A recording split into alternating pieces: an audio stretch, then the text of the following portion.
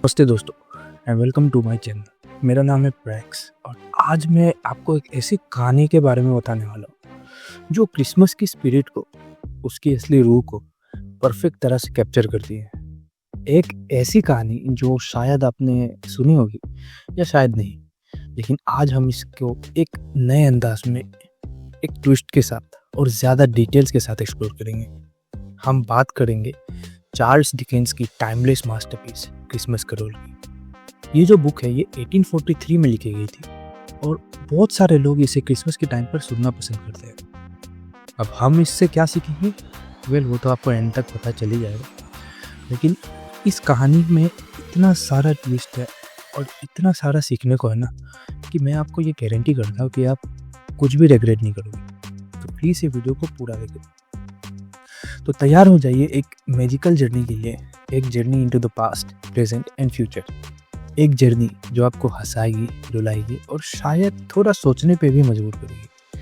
So grab your hot chocolate, cozy up, put on your favourite Christmas sweater and let's dive into the foggy gaslit world of Ebenezer screws.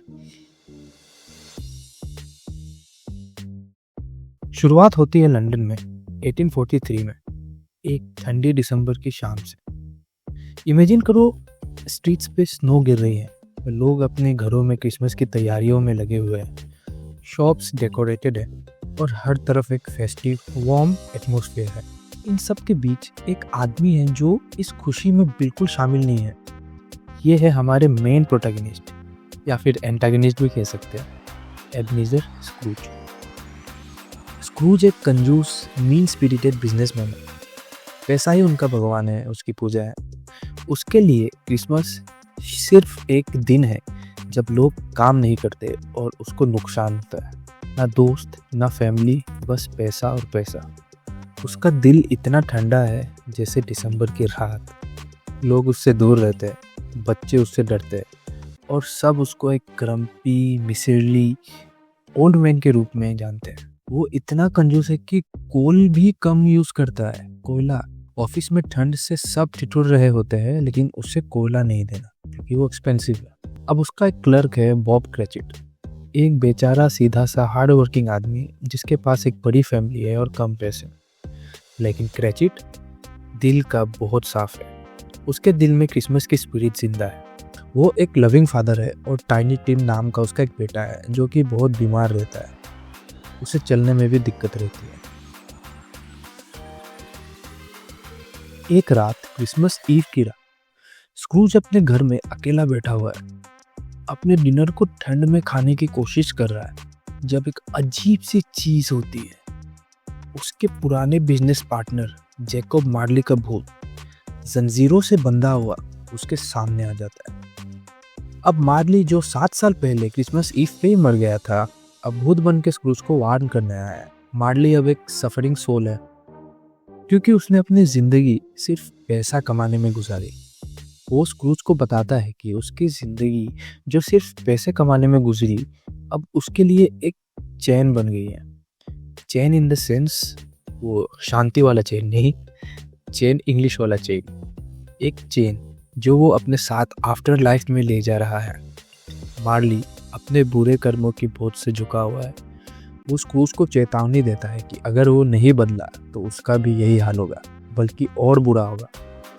और वो screws को बताता है कि 3 भूत, 3 spirits उससे मिलने आएंगे, उसको उसके पास्ट, प्रेजेंट और फ्यूचर दिखाने के लिए, ताकि वो अपने रास्ते बदल सके। बेसिकली वो 3 भूत के बारे में बताता है। एक भूत होता है जो उसे उसका प्रेजेंट दिखाएगा, और एक भूत होता है जो उसे उसका पास्ट दिखाएगा, और एक भूत होता है जो उसे उसका फ्यूचर दिखाने वाला है। अब पहले आते हैं घोस्ट ऑफ क्रिसमस पास्ट के ऊपर। ये भूत एक रोशनी की तरह स्क्रूज को उसके बचपन में ले जाता है। स्क्रूज देखता है अपने आप को, एक लोनली बच्चा बोर्डिंग स्कूल में अकेले बैठा हुआ, सबसे अलग। वो देखता है अपने सिस्टर फैन को जो उससे बहुत प्यार करती है, और वो देखता है अपने यंग सेल्फ जो एक होपफुल, काइंड लड़का था, एक लड़का जिसमें इमोशंस थे, फीलिंग्स थे। ये सब देख के स्क्रूज के दिल में एक दर्द सा उठता है। वो रियलाइज करता है कि कैसे उसने अपने आप को, अपने इमोशंस को ब्लॉक कर दिया था। कैसे उसने पैसों के लिए अपने अंदर का इंसान को, अपने दिल को खो दिया था। वो रिग्रेट करता है, बहुत पछताता है, लेकिन अब कुछ कर नहीं सकता। फिर आता है घोस्ट ऑफ क्रिसमस प्रेजेंट। ये भूत एक जॉली जाइंट है जो इंसानों की तरह ही दिखता है, जो एक फेस्टिव रोब पहनता है और अपने हाथ में एक टॉर्च लिए हुए है। ये भूत स्क्रूज को आज में प्रेजेंट में ले जाता है।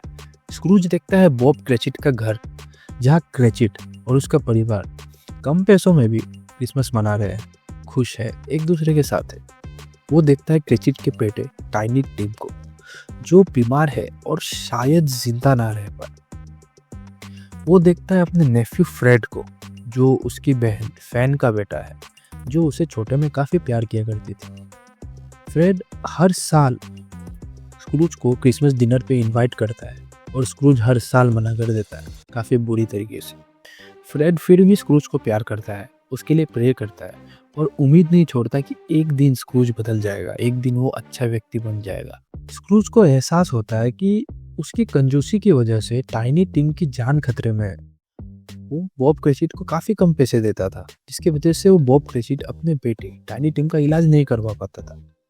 उसे समझ आता है कि क्रिसमस सिर्फ पैसे कमाने या खर्च करने का दिन नहीं है, बल्कि प्यार, कंपैशन और काइंडनेस का दिन है।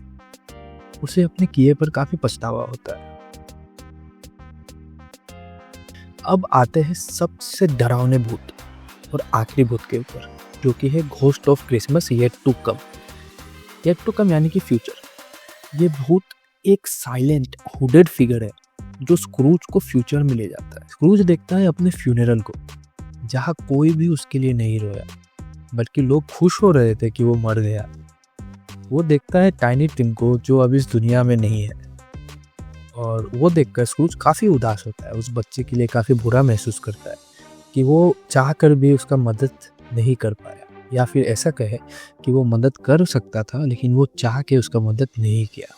स्क्रूज को पता चलता है कि वो एक अकेला भूला हुआ आदमी था, जिसको मरने के बाद भी कोई हेल्प नहीं करेगा। ये सब देख के स्क्रूज के अंदर एक रेवोल्यूशन सा आ जाता है। वो डर जाता है, घबरा जाता है और उसकी आंखों में आंसू आ जाते हैं। उसे समझ आ जाता है कि अगर वो नहीं बदला तो उसका फ्यूचर बहुत बुरा होगा। उसके समझ आ जाता है कि ज़िंदगी सिर्फ पैसा कमाने में नहीं है, बल्कि प्यार, कंपैशन और काइंडनेस में है। उसे समझ आ जाता है कि वो एक इंसान है और उसके एक्शंस का इम्पैक्ट होता है। वो दूसरों को कैसे ट्रीट करता है, वो उसका पर्सनैलिटी को बताता है। स्क्रूज प्रॉमिस करता है अपने आप से कि वो बदल जाएगा। वो प्रॉमिस करता है कि वो एक नया इंसान बनेगा। क्रिसमस मॉर्निंग वो उठता है एक नई एनर्जी के साथ। वो रियलाइज़ करता है कि वो मरा नहीं है और भूत ने एक ही दिन में अपना काम कर दिया, इसलिए वो क्रिसमस की सुबह उठ पाया। वो क्रेचिट को ये भरोसा दिलाता है कि जिससे जो बन पड़े वो उसके फैमिली के लिए करेगा, उसका सैलरी भी बढ़ाएगा और टाइनी टिम की इलाज में भी मदद करेगा। वो फ्रेड के भी घर जाता है और उनके साथ क्रिसमस डिनर सेलिब्रेट करता है। वो फ्रेड से माफ़ी मांगता है उसके बिहेवियर के लिए और बताता है कि वो फ्रेड से काफ़ी प्यार करता है। वो अपने फ्रेंड्स और फैमिली के साथ टाइम गुजारता है और उनको गिफ्ट्स देता है। बेसिकली वो एक काफ़ी अच्छा व्यक्ति बन गया है, काफ़ी मिलनसार व्यक्ति बन गया है। स्क्रूज एक नया इंसान बन जाता है। वो जेनरस बन जाता है, काइंड बन जाता है और सबका दोस्त बन जाता है। वो क्रिसमस की स्पिरिट को, उसकी असली रूह को समझ जाता है। वो समझ जाता है कि ज़िंदगी सिर्फ पैसे कमाने में नहीं है, बल्कि प्यार, कंपैशन और काइंडनेस में है। वो समझ जाता है कि हर इंसान का एक मकसद है, एक रीज़न है, और वो मकसद सिर्फ पैसा कमाना नहीं होना चाहिए। तो दोस्तों, ये थी कहानी क्रिसमस कैरल की। एक ऐसी कहानी जो हमें सिखलाती है कि हमेशा बदलने का मौका होता है। हमें सिखलाती है कि क्रिसमस सिर्फ एक फेस्टिवल नहीं, बल्कि एक फीलिंग है, एक स्पिरिट है प्यार की, काइंडनेस की और कंपैशन की। हमें सिखलाती है कि सब एक दूसरे से जुड़े हुए हैं और हम सब एक डिफरेंस बना सकते हैं। अब दोस्तों, ये जो कहानी मैंने आपको बताई है, ये जो कहानी है अ क्रिसमस कैरल, ये काफ़ी बड़ी कहानी है। इसके ऊपर काफ़ी सारी मूवीज़ बनी है, specially animated movies. Live action movies भी काफ़ी सारी बनी है। पर्सनली मेरी फेवरेट 2 ही मूवी है, एक है जॉर्ज सी स्कॉट की अ क्रिसमस कैरल, जो कि 1980s में रिलीज़ हुई थी। ये मूवी लाइव एक्शन है और काफ़ी अच्छा पोर्ट्रेयल है अ क्रिसमस कैरल की। आप ये ज़रूर देखना। और एक और मूवी है जो डिज्नी ने बनाई है अ क्रिसमस कैरल 2009 में। इसमें जिम कैरी है एज एबेनेज़र स्क्रूज। ये मूवी काफ़ी अच्छी है और इसका जो एनिमेशंस है, इसमें जो म्यूज़िक्स यूज़ किया है और इसमें जो थ्रिलिंग सस्पेंस एलिमेंट्स है, वो काफ़ी ज़्यादा इस मूवी को अलग बनाती है। तो मैं आपको यही प्रेफ़र करूँगा कि आप ये दोनों मूवी तो ज़रूर देखें अ क्रिसमस कैरल के ऊपर।